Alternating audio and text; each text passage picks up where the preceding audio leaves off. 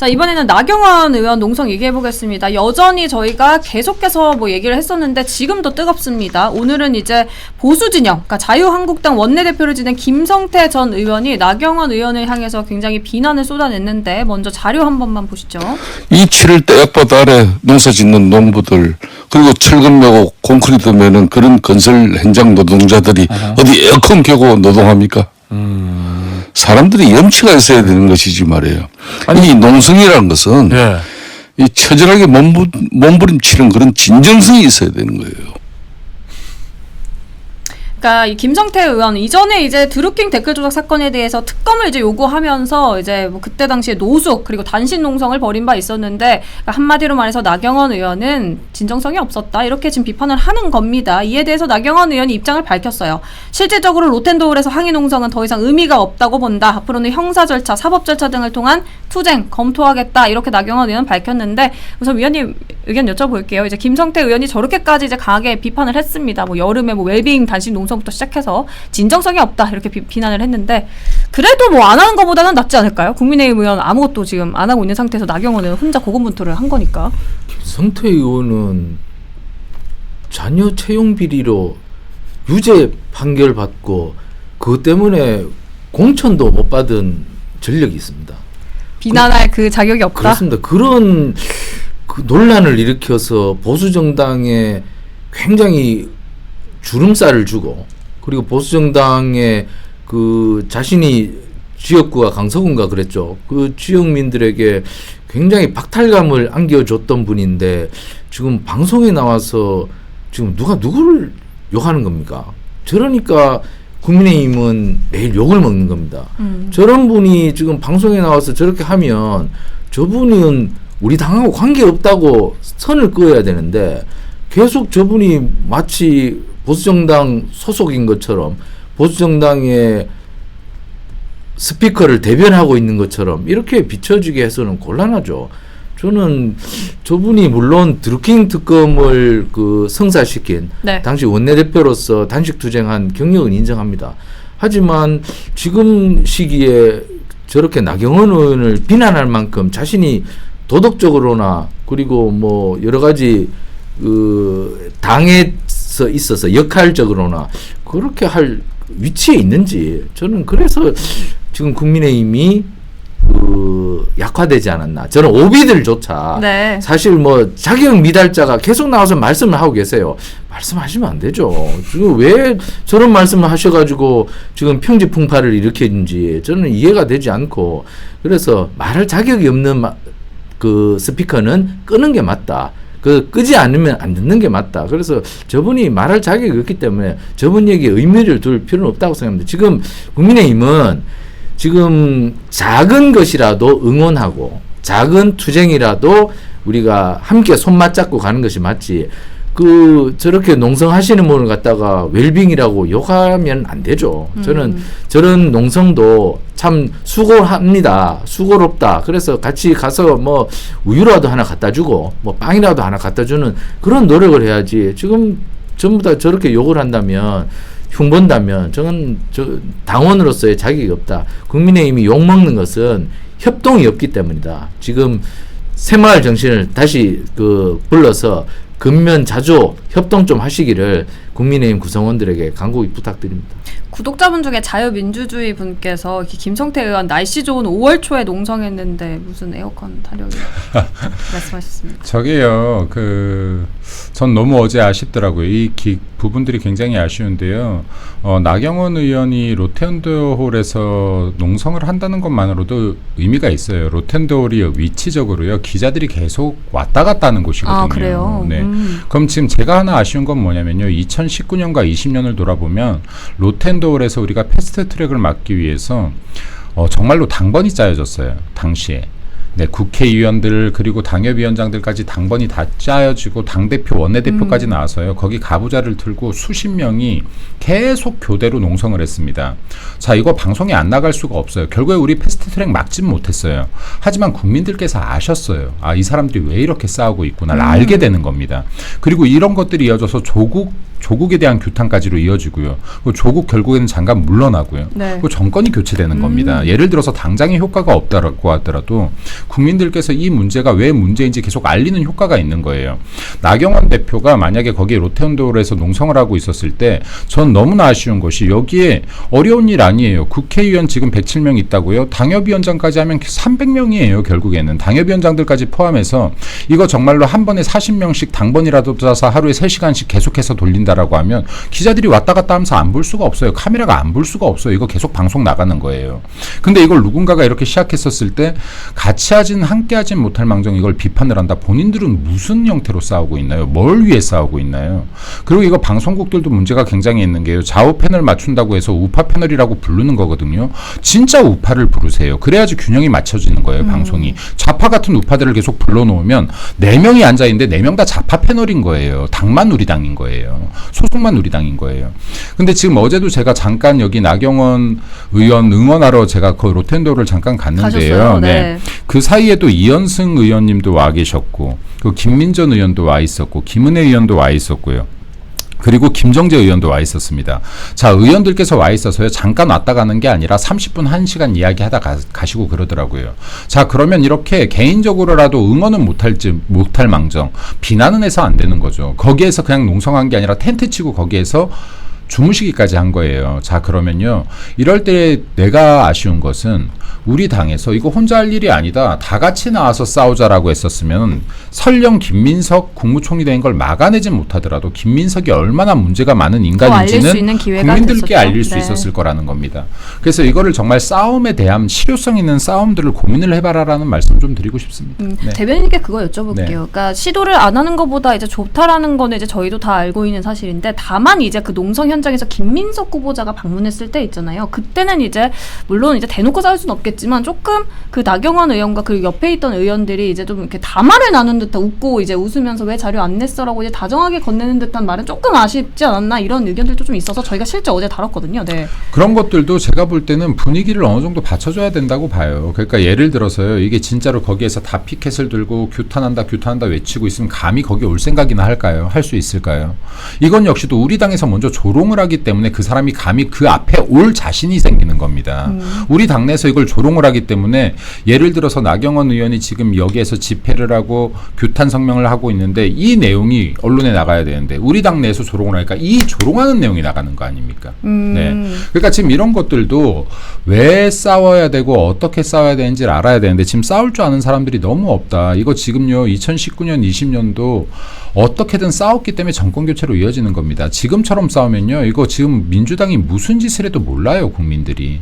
그러니까 지금 이게 한 명 싸우면서 저 사람 눈에 띌까 두려워하지 말고요. 한 명이 싸우면 나도 옆에 가서 싸우자, 같이 싸우자가 붙어야 이게 함께 싸워지는 문화가 형성이 될 수 있다라는 말씀 드리고요. 이렇게 나서서 싸울 때마다 비판하고 비난하고 조롱하면 누가 나와서 싸우려고 할 겁니까? 안 그래도 야당인데요.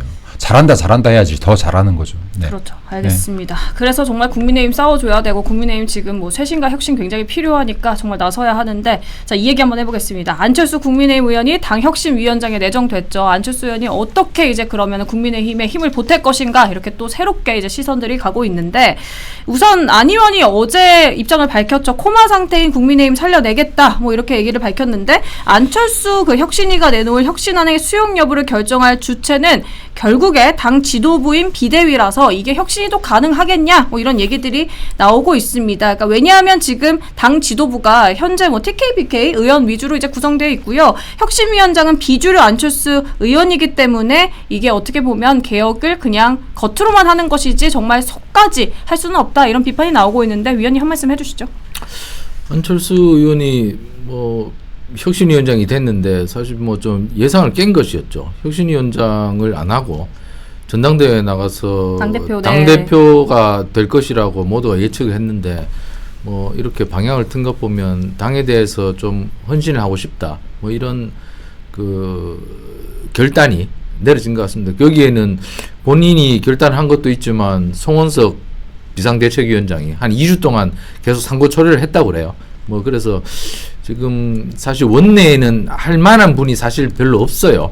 왜냐하면 또 비대위원장이 대구 경북 출신인데 또 대구 경북 출신의 뭐 혁신위원장을 선출할 수도 없는 것이고 그래서 차피 수도권에서 좀 나와야 하는데 수도권에 또 맡길 만한 분이 또 지명도 있는 분이 뭐 많지가 않고 그래서 안철수 위원장으로 삼은 것 같은데 어쨌든 뭐 잘된 선택인 것 같습니다. 본인도 잘한 결단인 것 같고 하지만 이제부터 의제가 중요하겠죠. 어떤 것을 혁신의 의제로 삼아서 이것을 당의 간판으로 좀 끌고 갈 것인가 이런 것이 중요한데 김용태 비대위원장이 조금 그러한 목소리를 냈지만 용두사미가 됐던 것은 그런 의제를 선정할 때 당 원로들이나 그 당의 중진들하고 좀 의논을 하고 네. 좀 핵심적인 것을 좀 집어냈더라면 좀 더 여론의 지지를 받았을 텐데 혼자 했다는 그런 좀 비판이 있었어요. 그렇기 때문에 이번에는 안철수 위원장께서는 좀 당의 여러분들과 좀 교류를 통해서 어떤 것을 우리 혁신 의제로 내면 좋을까 자기 생각 말고 다른 사람들의 좀 의견을 내서 좀 냈으면 좋겠어요.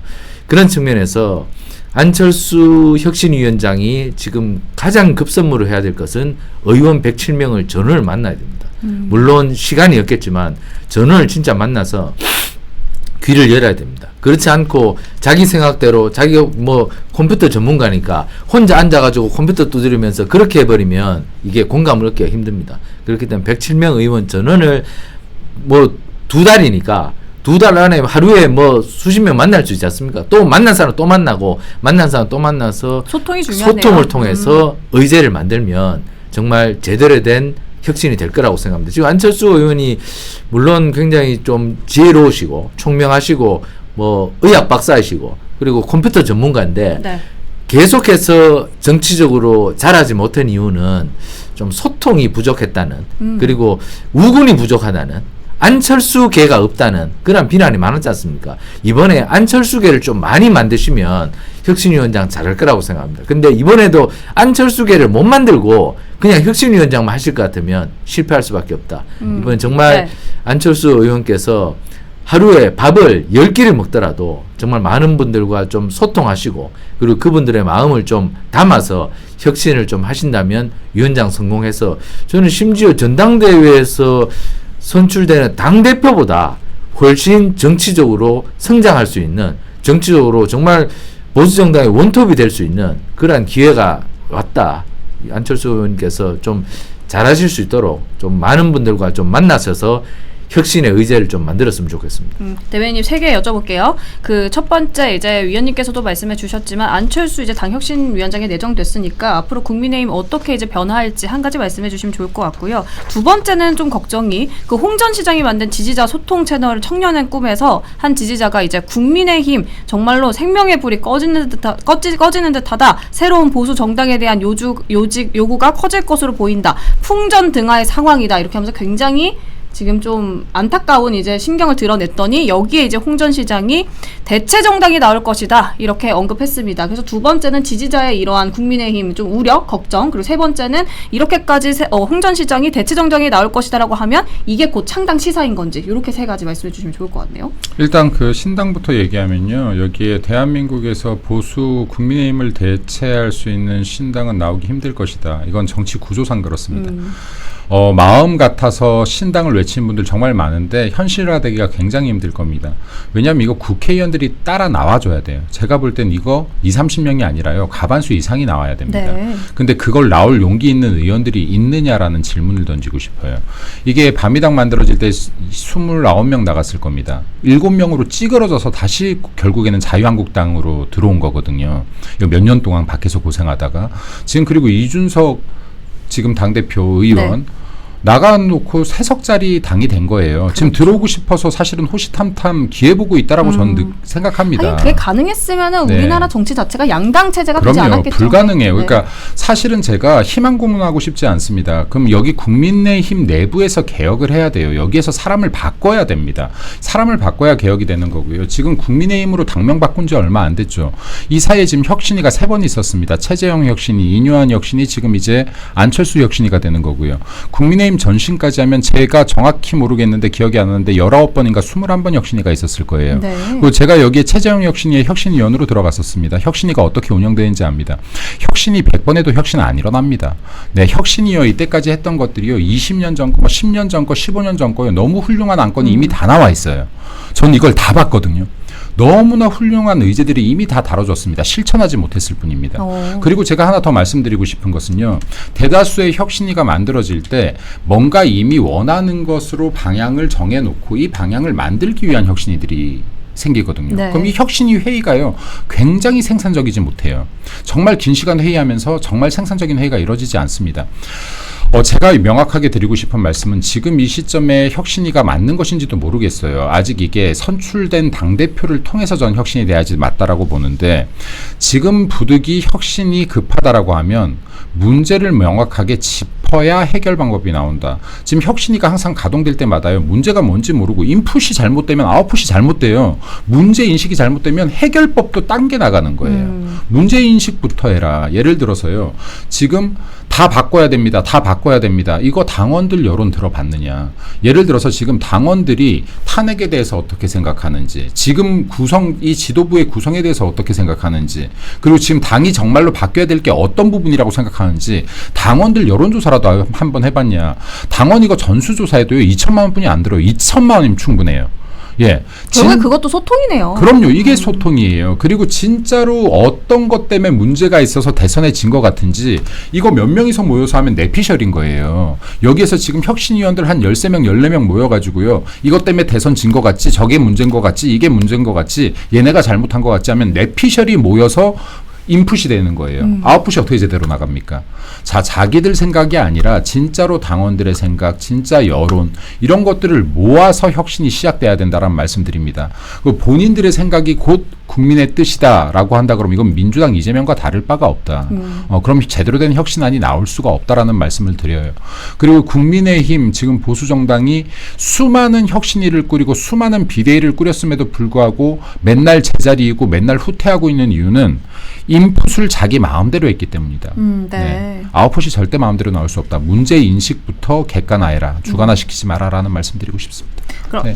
아까 한 가지만 더요. 안철수 이제 아까 말씀하신 거 당혁신위원장 내정됐으니까 앞으로 어떻게 할 것 같으신지 예상하신다면요. 예상하는 바를 말하진 않겠습니다. 왜냐면요. 제가 안철수 의원하고 사석에서 두 명이서 독대로 식사를 한 적이 몇 번 있어요. 저를 간혹가다 식사 초대해 주시고 그랬어요. 제가 계엄 이후에 워낙 많은 비판을 하긴 했지만요. 네. 근데요. 정치 이야기 빼고 산업 이야기나 미래산업 이야기, 4차 혁명 이야기 이런 얘기하면 너무나 얘기가 잘 통해요. 그리고 사람 자체 좋은 사람이에요. 근데 저랑 정치는 굉장히 안 맞아요. 아, 그래요? 네, 정치적으로는 굉장히 안 맞다고 생각합니다. 근데 이게요, 진짜로 본인이 보수정당 국민의힘에 몸을 담고 있으면 정치에 대해서도 보수정당의 마음으로 헤아려라. 우리 지지자들의 마음으로 헤아리라는 말씀은 좀 드리고 싶고, 그렇다라고 하면 더 혁신위원장의 자리에서 더 괜찮은 퍼포먼스를 할 수 있을 것이고, 아까 우리 위원님 말씀하셨던 것처럼 안철수를 지지하는 당내 세력들을 만들 수도 있을 것이다. 예를 들어서 정치적 결이 다른데 어떻게 사람 좋다고 쫓아가겠습니까? 네, 그러니까 이러한 부분들도 보수의 입장에서, 보수 지지자의 마음의 입장에서 한 번 정도는 생각해 보라는 말씀도 좀 드리고 싶습니다. 알겠습니다. 대변인 입장에서 이제 국민의힘을 바라보는 시각을 말씀해 주셨으니까 끝으로는 이제 위원님께서 국민의 입장에서 바라보는 국민의힘 어떤지도 한번 간략하게 얘기해 주시고 끝내겠습니다. 혁신위에 직접 참여해 보신 우리 김민수 대변인의 우려가 사실 맞습니다. 이 혁신위가 전부 용두사미로 다 끝났습니다. 제가 거의 기록을 찾아보니까 100% 다 그랬습니다. 그렇기 때문에 거기에 대한 그 기대가 없는 것도 사실인데, 근데 이게 이번에도 혁신위가 제대로 못하면 국민의힘이 아주 이 5년 내내 힘들어질 수 있습니다. 그렇기 때문에 조기에 이번에 첫 술에 배부를 수는 없습니다. 하지만 조금 이번에 혁신위를 통해서라도 좀 일어서려는 노력을 해야 된다. 지금 완전히 엎드려 있는데 엎드린 사람을 적어도 반쯤은 이렇게 세워야 된다. 그렇게 되면 안철수 위원장이 정치 생명을 걸어야 된다. 안철수 위원장이 이번에도 만약에 실패하면 영원히 강철수가 안 되고 영원히 철수 신세가 됩니다. 그렇기 때문에 개인적으로도 안철수 위원장이 뭔가 보여줘야 되기 때문에 조금 굳은 결심이 필요하실 것 같아요. 어쨌거나 안철수 위원장도 대통령 되려고 지금 정치하는 분이지 않습니까? 대통령 되려면 지금 이재명 대통령 한번 보십시오. 그렇게 사법 리스크 많았는데도 구색 팽팽하게 일어나서 여태까지 왔지 않습니까? 그 정도 결기가 필요하다. 보수 정당에는 결기 있는 정치인이 굉장히 부족한데 우리 김민수 의원 그 대변인처럼 좀 결기를 좀 가지시기를 제가 좀 간곡히 촉구를 드립니다.